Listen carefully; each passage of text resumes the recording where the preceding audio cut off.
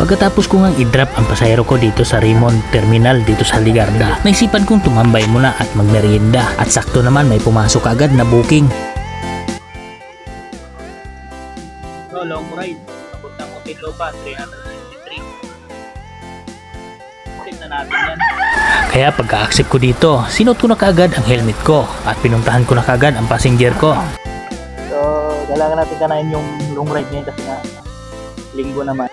At pagdating ko nga dito sa pick-up arrival, sakto naman nakabang yung passenger ko. At dito sinabi na niya na hindi tao ang pasahero ko kundi manok adala galing Masbate. At ihahatid ko naman ito sa Muntinlupa. At may nakabang naman daw na magpipick up doon pagdating ko.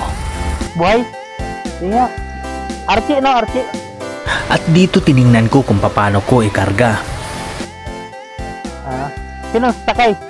Wala. Ay, papadala mo lang? Paano ikarga yan? Ilang contact niyan doon, sir? Oo. At dito tinali ko na lang ang 3 bayong na may laman na manok. At pagkatapos ko nga itali ang 3 bayong, kinuha ko na ang complete details na dideliveran ko. Number, sir? 0948. At nung palis na ako, bigla naman niya sinabi na babayaran na lang daw niya ang pamasahe. At dito ang 363, ginawa na niyang 400. Thank you, sir.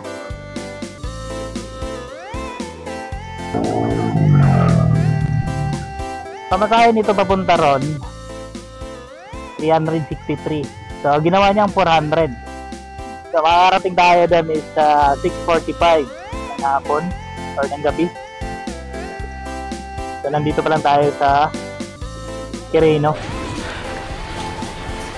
At dito ginabi na nga ang pagdating ko dito sa Muntinlupa. At sakto naman dumating agad ang magpipick up nitong i-deliver kong manok.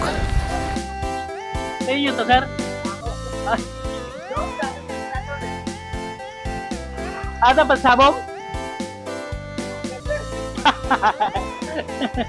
Pala, ano ba? Ay, market pala.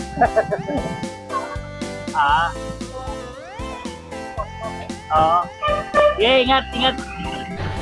At pagkatapos nga umalis na siya at sakto naman may pumasok agad sa aking booking at pabalik naman papuntang Tondo, Manila.